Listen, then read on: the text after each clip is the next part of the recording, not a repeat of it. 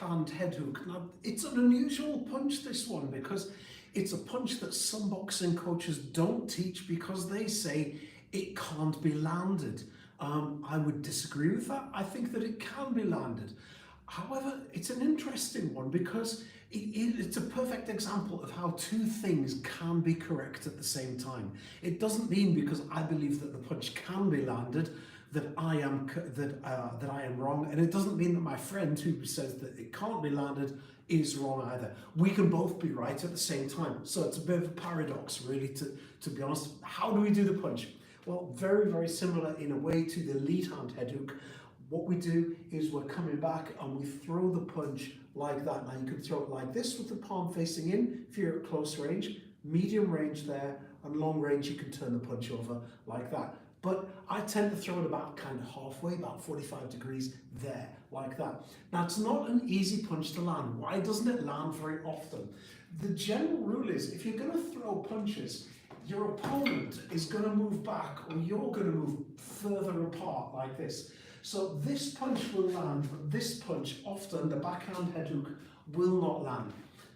There's the problem. So how do we get the thing to land? Right. When would we use it? More to the point.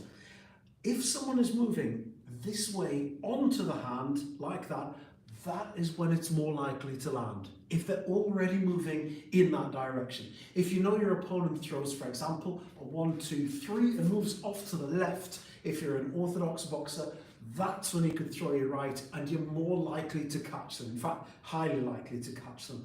Another way to do it is if you're going forwards yourself like that. And if you step forward, and I would tend to roll being a shorter fighter, but if I went like this, that would be where I'd be likely to land that punch instead.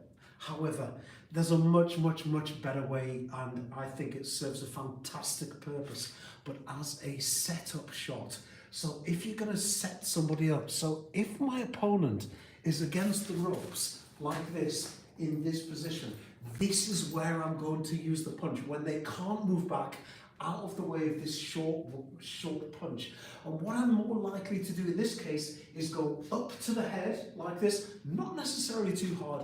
This is going to draw the hands up away from the body, and that's going to allow me then to lead to an attack to the body.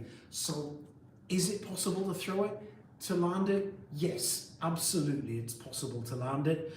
It's also quite difficult to land it. What's it best used for? For me, a setup shot. It really is a fantastic setup shot. We call it punch number 4, the lead hand head hook. Here it is in the sequence. There's number 1, number 2, there's number 3, there's number 4, like that. And don't forget to pivot on that back foot when you do number 4 for reach, for safety, and for power. I hope that's been a useful quick tutorial on the backhand head hook for you.